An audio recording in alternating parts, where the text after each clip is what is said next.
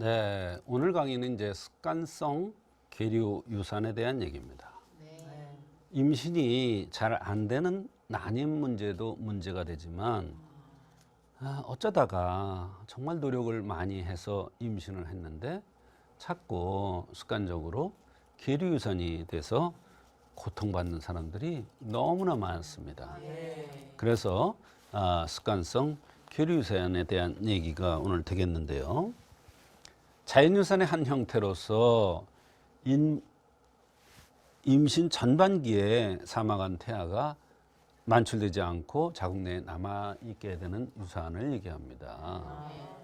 특징은 많은 경우에 무혈경 이외에도 증상이 없고 대부분 자연적으로 만출되는데 계류유산은 반드시 원인이 있으므로 습관화되어서 반복적으로 발생되기 때문에 원인을 찾아서 치료한 다음에 임신을 다시 시도하는 게 좋습니다.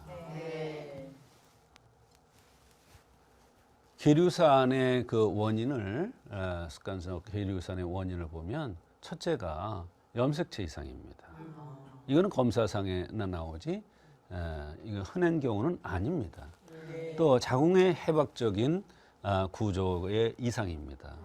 자궁이 후굴됐다든지 뭐 이런 현상들은 냉에서 나타나는데 그 구조적인 이상에 의해서 오는 경우도 있습니다. 그다음에 내분비 장애로 올 수가 있습니다. 그 밖에 다양한 그 원인 파악으로 한의학에서는 근본적인 치료가 사실은 가능한데요. 한의학에서는 어떤 관점에서 보는지 보겠습니다. 습관성 계류유산의 경우 가장 큰 것이 바로 몸이 찬 겁니다. 몸이 찬 것을 어떻게 하느냐면 손발이 유난히 찬 사람이 있어요. 여성은 출산과 임신을 겪어야 되기 때문에 몸이 차다는 것은 가장 큰 흠이 되겠습니다.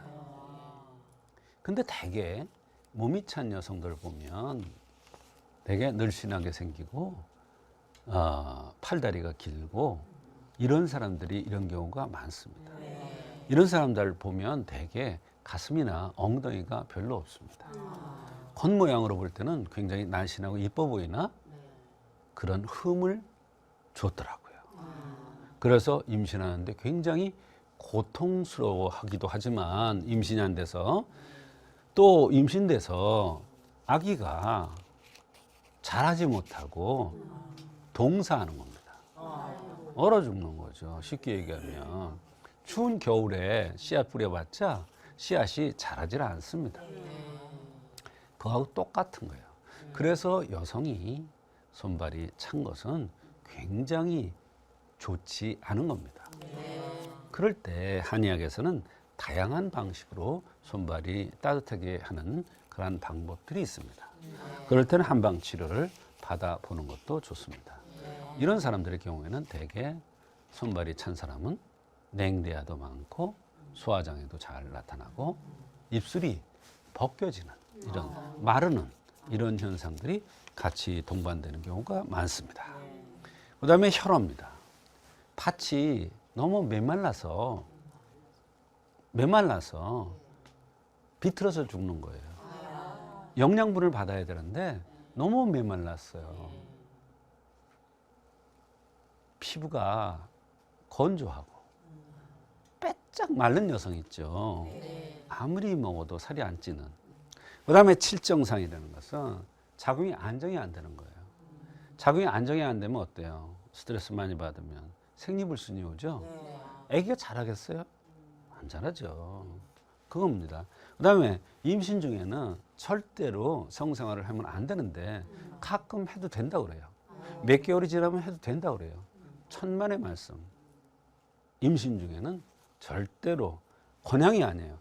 절대로 성생활하지 말라고 되어 있어요.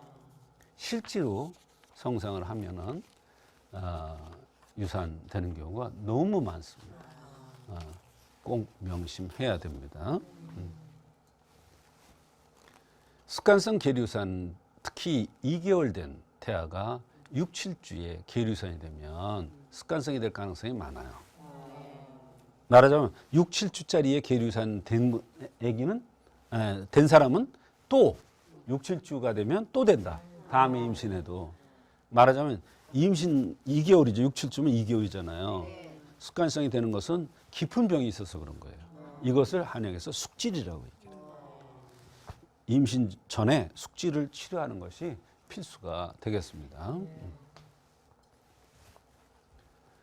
습관성 계류산의 가능성이 많은 체질. 그러니까 이런 녀석은 꼭 습관성 계류산이 된다 이게 아니에요. 자꾸 습관성 계류산에 대해서 가보니까 왔는데 보니까 이렇게 생겼더라 이런 얘기예요. 그러니까 이런 여성은 그럴 가능성이 많다는 거지 꼭 그렇다 그건 아니에요. 그러나 이거는 굉장히 중요합니다. 키가 큰 여성입니다. 키가 큰 여성 요즘은 막 키 큰 거 난리죠. 그러나 너무 키가 큰 여성들은 문제가 많습니다. 하늘과 땅이 많이 떨어져 있어요. 운명적으로도 좀 그렇습니다.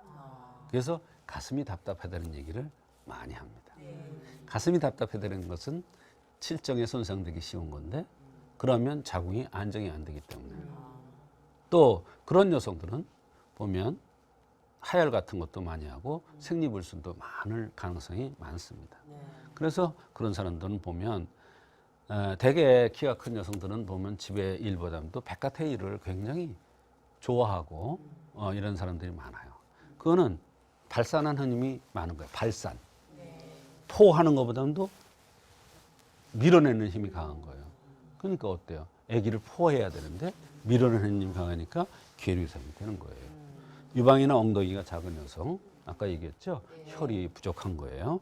그다음에 수족이 냉한 여성은 바로 자궁이 찬 거기 때문에 수족이 찬 것은 자궁이 차고 위장이 찬 거기 때문에 좋지가 않고 유지가 안 되고 바로 자라지를 못하는 거예요. 자라지 못하고 죽는 거죠. 어깨가 넓은 여성. 남자가 어깨가 넓어요? 여자가 어깨가 넓어요? 남자. 그러면 여성이 어깨가 넓은 여성은 임신도 잘 안 되는 경우가 많이 있어요. 그래서 아무리 임신이 안 돼서 아무리 검사를 해도 아무것도 안 나와요. 근데 딱 왔는데 보니까 어깨가 넓어. 그래서 당신 한복 못 입겠네 그랬더니 자기는 한복 입으면 허수아비에 뭐 걸쳐놓은 것 같고 어깨가 좁아야 한복 입으면 이쁘죠. 맞죠? 그래서 어깨가 넓은 여성은 여성이 돼 남성성이 있는 여성입니다. 그렇기 때문에 이럴 때는 노력을 많이 해야 됩니다. 노력을 한다는 것은 임신 전에도 노력을 해야 되지만 임신해서도 노력을 해야 계류유산이 안 되는 겁니다. 피부가 거친 여성. 여성이 피부가 부드러워요, 거칠어요? 부드럽죠. 피부가 거칠고 매우 마른 여성. 너무 말랐어. 또 얼굴에 버짐이나 털이 많은 여성. 남자가 털이 많아요, 여자가 털이 많아요? 남자가 많죠. 그래서 여성은 제모를 많이 합니다. 털이 있으면. 저희들은 알아요. 딱 진찰하면서. 제모했구나. 입이 발라야 돼요. 여기에 아주. 근데 입이 약간 이렇게 삐뚤어진 사람 있죠?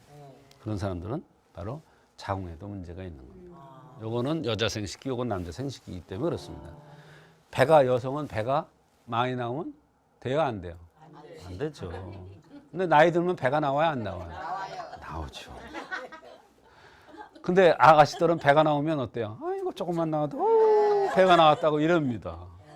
배가 나온다는 것은 그만큼 안에 노폐물이 많이 쌓이는 거예요. 그러니까 노폐물이 쌓이는데 아기가 생길 가능성도 없고 또 잘 자랄 가능성이 낮죠. 그래서 습관성 계류유산이 많이 되는 겁니다. 그다음에 불편한 증상으로 찾아보는 습관성 계류유산의 원인은 유즙이 나온다. 이건 숙질이 있는 거예요. 유즙이 아기 출산하고 나야 나오죠. 왜 유즙이 나와요? 이건 뭐예요? 컴퓨터 고장난 거예요. 여기 컴퓨터가 고장났단 말이에요. 그럼 컴퓨터 고장났으면 어때요? 자궁이? 이거하고 음도 양도예요. 음도 양도. 같은 거예요. 스트레스 많이 받으면 생리불순, 생리안해. 똑같은 거예요. 이주비 나온다. 컴퓨터 고장난 거예요. 생리 전에 유방이 몹시 아프다. 이것도 좋지 않은 거예요. 그다음에 2개월 된 태아를 인공유산 시켰을 때. 인공유산을 시켰는데 6주, 7주짜리 시켰어. 좋지 않다. 대개 3개월 때는 자궁문이 열리는 때예요. 2개월 때는 자궁문이 닫히는 때입니다. 자궁문이 닫혀 있는데 억지로 뽀개고 애를 꺼집어낸 거기 때문에 그거는 굉장히 깊은 병이 들 가능성이 많아요. 그걸 숙질이라고 그래요. 그런 경우에 이제 유주비 나오는 경우가 있고요. 그것 때문에 이제 습관성 계류유산이 되는 경우가 많이 있습니다. 한의학적인 치료법은 근본적으로 어떤 원인에서 왔는가를 알아서 한약을 쓰거나 근본적으로 뜸을 떠서 따뜻하게 하고 기혈순환을 시키거나 한약을 투여하거나 이런 또 침치료를 하거나 이렇게 해서 치료를 합니다.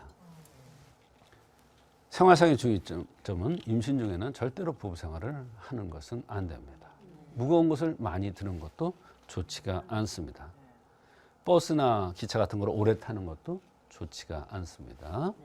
선체로 장시간 일하는 거 좋지 않고요. 오랜 시간 앉아서 뭘 하는 것도 좋지가 않습니다. 말하자면 임신 중에는 항상 몸을 조신하게 해서 무리를 하지 말라는 뜻이죠. 그래서 이렇게 여러 가지 임신도 잘 안 되고 습관성 계류유산 생기는 경우도 많은데 이런 관점에서 평소에 생활을 조심하고 또 한의학적으로 그 원인을 정확하게 찾아서 치료하면 계속되는 습관성 계류유산이 한의학적으로 치료돼서 아기를 출산하는 데 성공할 수가 있는 것입니다.